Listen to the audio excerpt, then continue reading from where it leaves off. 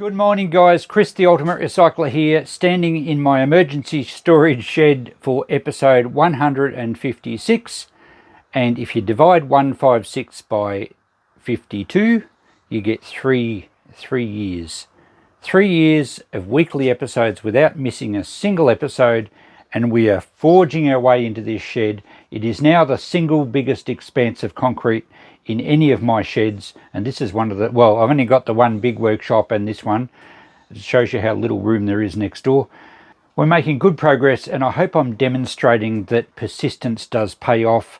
My mum always used to tell me that with school homework, but whatever you're doing, if you keep at it, and importantly, be disciplined. So a little bit often equals major success, big achievements, rather than one big effort and then not getting back to it for, because you burn yourself out or you get distracted or it's too hard to work. So you guys are helping keeping me on track though, because I do have an obligation and I don't want to let you guys down. I don't want to let myself down. Enough of that. Let's get something out of this shed today. We've been working on that middle shelf and we've got a mystery box of who knows what. I'm enjoying taking this stroll through this shed because you can actually get a bit of a rhythm with your steps. That wasn't the case at the start. Okay, this shelf in the middle, you'll remember in the last episode Christine took the other shelf for her fabric, and I've moved those microwaves back there. There's only 2 now. I think there was 3 the other week because I have one fixed and at the shop for sale. There is another project there, but we'll disregard that for now. This middle shelf, I think what I'll do is I'll finish off this shelf, then we'll have one even wall of boxes, and then perhaps we might try and get some stuff off this big shelf alongside, because I could use the storage space for things that I need to get out of my other shed so that I can do something else. It's all like one thing's connected to another. I'm getting a bit sick of looking for stuff in my other shed, so we might make some inroads there shortly. All right, instead of that waffle, let's focus on this white box right in front of me. I don't know what's in it. I think it's some shed stuff. There's some timber on top, possibly part of an old piece of furniture. I can see an old tin. I really don't know. It's going to be a mystery, this one. Could be tools, could be household stuff, could be valuable, could be junk. Let's get it through onto the bench and find out. Okay, it's not super heavy, but I think my energy levels are buoyed by the 3-year achievement. It's been a journey, I can tell you, because sometimes we've had major hiccups in life. Christine went through a cancer journey last year. We did a lot of trips to Melbourne. We've both had shoulder surgery in that time. I lost Dad. We've had to finish the farm cleanup. There's been a lot going on. Oh, okay. This is nice. Let's oh yeah, real mixed bag in here. Let's have a look. So this is really nice. Looks early 1900s, Edwardian. That's an inlay. It's not just a decoration painted on. It's actually timber inlaid in. So it's a quality piece. Looks like some sort of shelves. Oh, that one's got the same. And I wonder if that's cedar. Looks like it might be cedar. It's quite light. Has a bit of a reddish tinge to it. It feels fairly soft. Not sure how you go looking at that vision. I don't know what the light's like. They're very nice. So there's 3 of them. I don't have any pillars, supports to join them, unless they're in the bottom of the box or unless they're somewhere else. So maybe I shouldn't be rash in getting rid of those. In case the rest of it turns up, it might be a nice little whatnot stand, which would be not only very saleable, it could be useful in the shop. All right, we'll get back to those. Now, what's in here? We do have some shed bits and pieces. We have a tin, we have all sorts of things. A double twist Scotch pattern screw auger bits. It was a box of them. Oh yeah, we still have some here. Look like brand new old stock. Still in their packets. Ridgway, is that what the box says? Sheffield, England. William Ridgway and Son. So original box to these unopened. Oh, the plastic's a bit broken up. Ridgway Scotch bit 1/2 inch. So given that they're wrapped in plastic, it's an early plastic. I'm thinking 1950s or so, certainly a vintage box. And there's 3. So it's kind of like a cellophane plastic, which would have been around in the 50s. Ridgeway, Sheffield, England. So, and it looks like they have wax over the end, over the cutting tips. So we have 3. Oops. The plastic's starting to break down, as you would expect. Well, I'm not going to keep those. I have a selection of wood bits. I don't need to keep those ones here. These will certainly be saleable in their original box. Not sure what we get for them. I'm thinking about $20. I'll check them out online. They've both got collectible value and also be very useful. They'd be really good quality steel. Nice. This box looks, is that Japanese or Chinese? I can never work out which language is which. Snow brand makes me think Chinese. They had all sorts of weird brands like elephant brand and tiger brand and everything. So I'm thinking Chinese. Correct me if I'm wrong. A scene of some Frisian cows. Unusual looking silo, certainly not an Australian scene. And what was it? Biscuits, maybe? Sweets? That's empty. It's a nice vintage tin.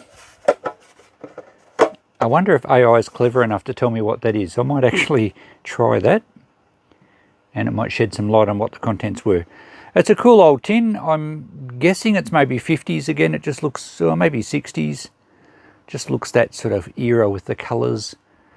And we'd probably get $10 for it as a cool old tin. Here we have a willow funnel. It's a nice one, not too rusty. Really nice old patina, a little bit dented. We might be able to straighten that out a bit. It is branded Willow, which are an Australian company. Did a lot of tinware from probably the 30s, or probably mostly post-war, 50s and 60s, probably even into the 70s. So we'd get 10 for the funnel at least. This looks like a gallery fitting for a light shade. It still has the 3 holding screws there. I've probably got a light shade at the shop that would go with. I'll clean it up. I think I'd get $10 for it anyway. It looks like it's copper. It's not magnetic, so I'd say it probably is copper. Not a lot of weight though. A cute but very knocked around enamel mug. Classic green enamelware. It needs a wash up. It will probably look a lot better with a wash up. Actually, it doesn't even look rusted out. It's just been knocked around a lot. That's very heavy. That would be a very early piece of enamelware. I'll wash it up, but I'm thinking at least 5. I might even put 10 on that. A large fishing reel, not super old. We see a barcode here. So that puts it after 1980 or so. Mako is the brand. Don't know it. Made in Australia, so that's cool. At least dates it a little bit. These, I'm not sure how you use these. Were these just a hand fishing line where you hung it over the side of the boat and just fished with your big reel? You didn't have a rod? I'm not a fisherman. Don't know. I get my fish from up the street and they put batter on it for me. Saves a lot of time. Here we have a little, looks like I'm going to say kerosene jug, possibly for filling oil lamps. It should have had a cap. It's a shame it's not branded. Sometimes you see pennant or shell on the sides of these. Makes them quite valuable. Going to be at least $10. It does need a wash up though. What do we got here? A bit more fishing gear, I suspect. Seeing so it's got a picture of a fish on the front. Now that's Alpha brand. Alpha, I think they're an Australian company that made fishing reels, Bakelite ones, possibly more recent too. It's nice to have that branded though. And what have we got in here? Still got fishing stuff. There's some hooks, mostly just hooks I think, and a little swivel or 2 in there. Is there a little lure? Sometimes you can have some good value in the lures. That's nothing special. But given that that's a branded little tackle box, I reckon we'd probably at least get 5 for that. People do collect fishing gear. A mysterious cardboard box. What's in this? Ah, we have cut-off wheels.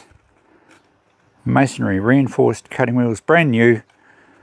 Unfortunately, I'm going to throw these out because I learned a while back, actually, I didn't know it originally, but these cut-off wheels, even all your modern ones, I've got one down here.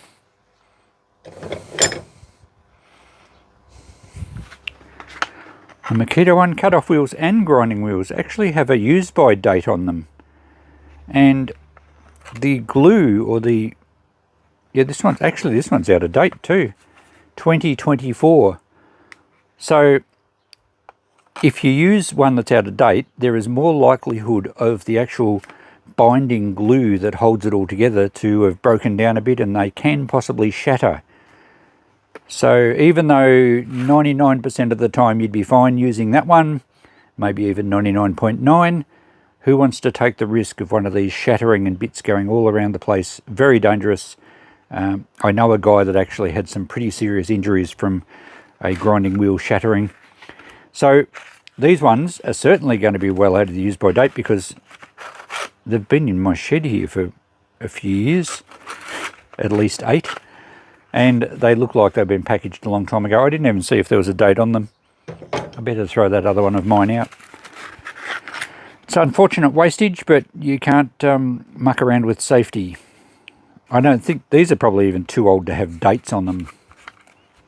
So, alright, a little bit of cardboard can probably go in the recycle bin. We might as well recycle what we can, but they'll have to go in the bin. Next in this box, a tennis racket clamp. The older tennis rackets were made of timber, and they would actually warp, and I think you were supposed to leave them stored in a clamp so you could do it up nice and tight. And with the string tension, I think the early strings were catgut, and if they got wet they might have even increased their tension, and it would pull the frame out of square and actually warp your racket. I've seen tennis rackets out of sheds where the end of the racket is curled right up because of the, I guess, the tension of the strings, or maybe it was the moisture content of the wood, maybe it got wet. And ideal, I guess, if you want to hit round corners, not ideal if you want to play normal tennis. So that's a cast aluminium tennis racket clamp. Maybe squash? No, probably tennis, I'd say. Going to have some value, even though you don't clamp modern tennis rackets. They went through a phase of being aluminium, and then they went to like carbon fibre and all sorts of weird construction techniques. Now, what have we got in here? That's a glass lens from an early car brake light, tail light. It's got a big chip on the side, unfortunately. Still possibly usable. I might put that in the dollar box at the shop. And the rest of this box is full of guy ropes. Well, not all of them. There's a few guy ropes. There's some decent rope. Actually, that's nice rope. I might put that in the car or the ute. That'll be handy for tying things on the trailer. That's a good piece of rope. There's an older one there. A couple of tent pegs. That's still probably a nice rope. And the rest of them are guy ropes. Except, what have we got here? A little tin. Zonus adhesive plaster, Johnson & Johnson. Isn't that a cute little tin?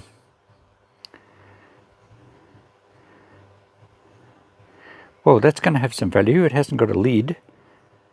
But that's a really cute little tin. People collect tins and collectible stuff. It's English. Not sure where Johnson & Johnson started, but it looks like it has London on it.